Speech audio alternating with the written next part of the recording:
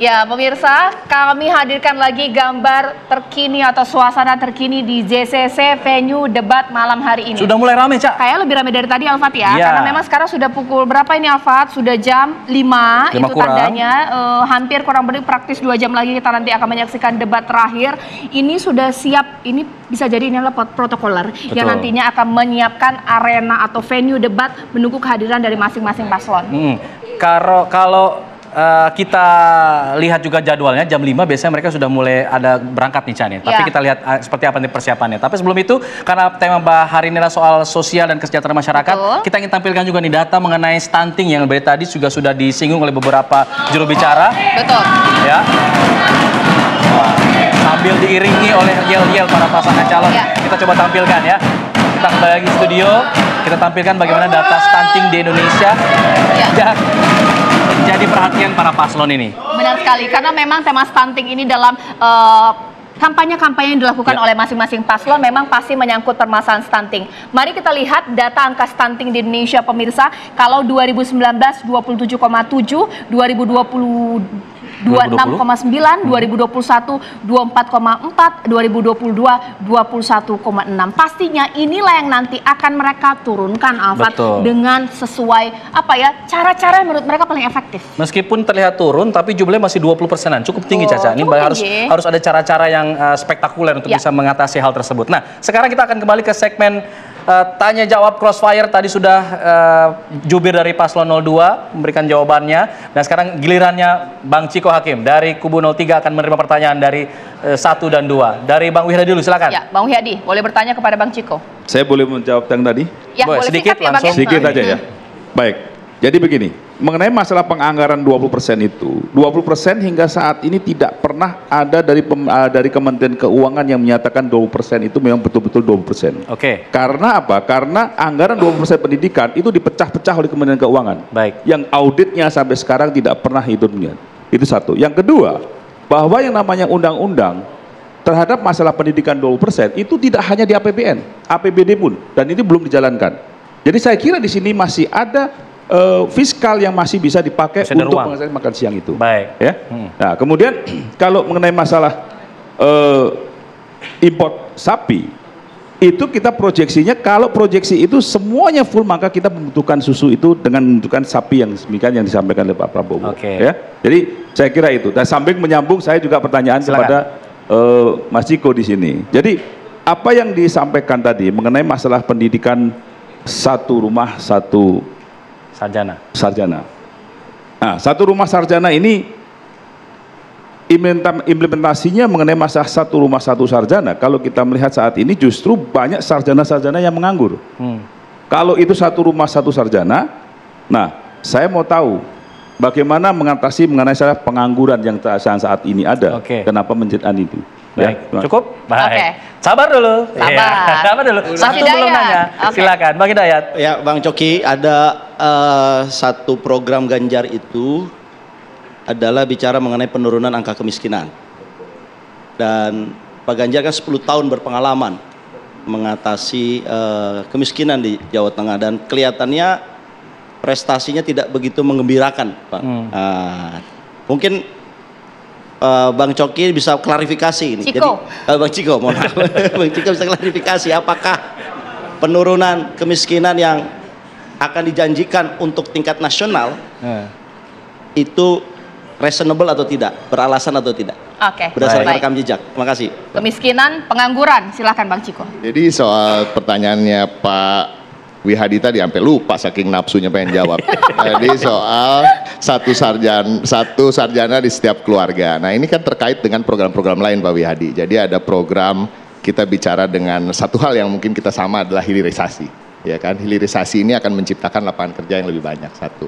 Ya, kita bicara soal pengembangan ekonomi baru seperti ekonomi digital, ekonomi biru, ekonomi hijau, itu semua berada di dalam visi misi kami, yang artinya itulah adalah bagian dari peningkatan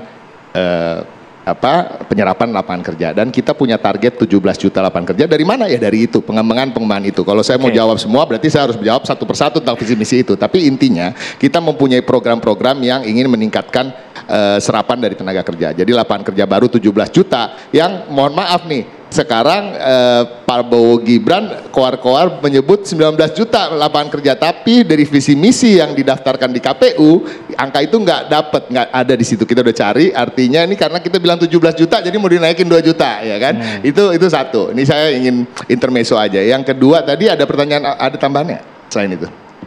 Udah itu ya. Nah sekarang Mas Ahmad nih, gua rasa Mas Ahmad ini adalah tim ses daripada 03.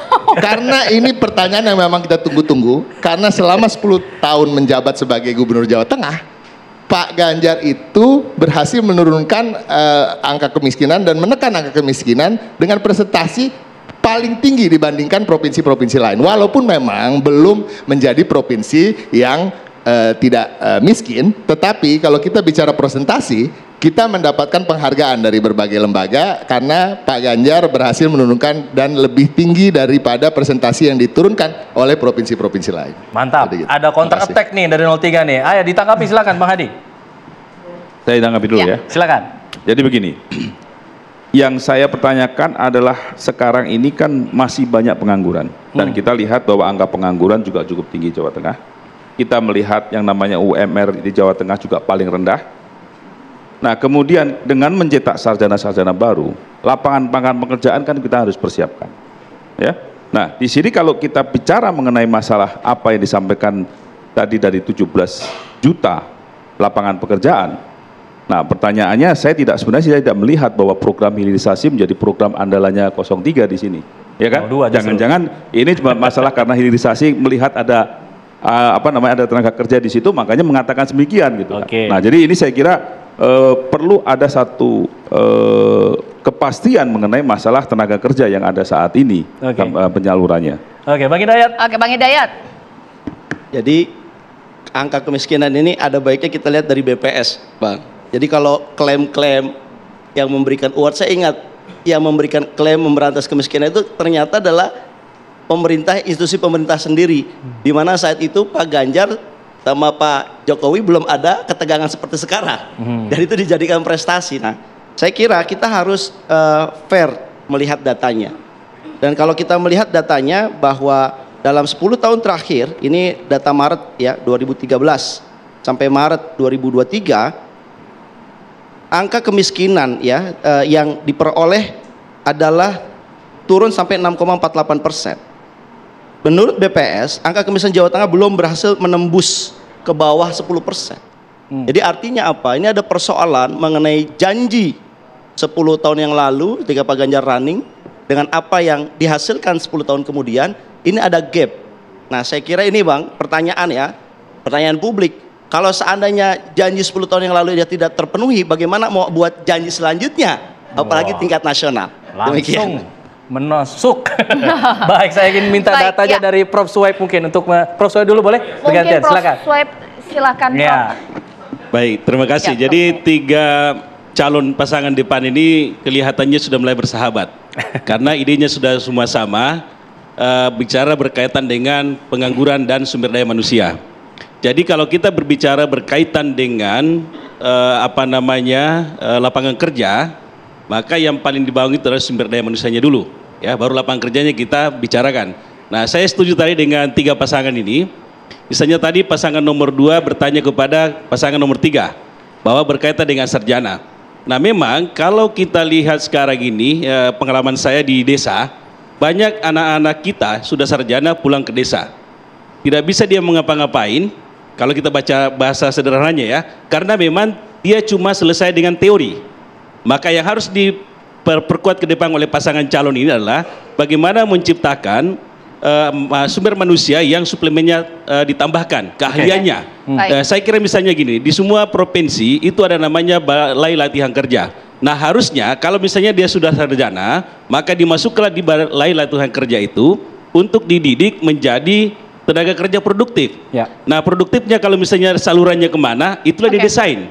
Itulah gunanya pemerintah mendesain kira-kira ke tahun 2025 industri apa yang kita mau bangun, sumber pekerjaan apa yang kita mau bangun. Nah disiapkanlah sumber daya manusianya melalui BLK tadi itu. Baik, ya. Sekarang saya ke Prof. Eko. Prof. Eko, di sini saja sudah dibahas mengenai data mulai dari pengangguran, lapangan kerja. Kira-kira debat nanti malam, samakah bahwa mereka akan kuat-kuatan dengan data yang mereka bawa, Prof? Ya, Data ini penting ya, memang angkatan kerja kita itu yang lulus perguruan tinggi cuma 10%. Mayoritas 37% itu lulus SD dan SMP. Kemiskinan paling banyak terjadi di perdesaan, itu lebih dari 6%. Sisanya 3% di perkotaan. Itu mungkin data-datanya. Soal kemiskinan ini memang kebetulan saya juga membantu ya untuk bisa mendesain bagaimana program kemiskinan itu bisa efektif. Jadi problemnya itu sekarang ini ada 567 triliun dana kemiskinan, baik yang untuk pengurangan subsidi maupun untuk peningkatan produktivitas. Yang mengelola itu 28 kementerian dan lembaga di bawah koordinasi Wakil Presiden, TNP 2K. Tapi apa yang terjadi, memang mengkoordinasikan program dan kegiatan antar kementerian dan lembaga itu tidak mudah. Di rapat iya, tapi begitu di perencanaan itu kita kembali trilateral meeting, Bappenas, Kementerian Keuangan, dan sektor. Pendidikan ngomongin pendidikan, kesehatan ngomongin kesehatan. Jadi tidak ada konvergensi. Orang bisa pendidikan tapi nggak dapat kesehatan. Gitu. Nah ini problemnya. Nah soal ini memang penting. Mengapa? Karena 53% angkatan kerja kita itu memang lulusan SMA, bergerak di sektor informal itu 59%, 64% itu pekerjaannya pekerjaan kasar. Sedangkan kita menuju kepada era digitalisasi. Nah, itu nanti perlu strategi itu, bagaimana transform dari pekerjaan-pekerjaan kasar yang 64% tadi itu kepada pekerjaan ekonomi kreatif itu, yang basisnya digital. Oke. Terima kasih. Wah, iya. Kalau tadi 2 sudah ditanya, 3 sudah ditanya. Bang Hidayat siap-siap ya, nanti ditanya masing-masing oleh 2 dan juga 3, tapi sesaat lagi Alfat dan juga pemirsa usai jeda berikut.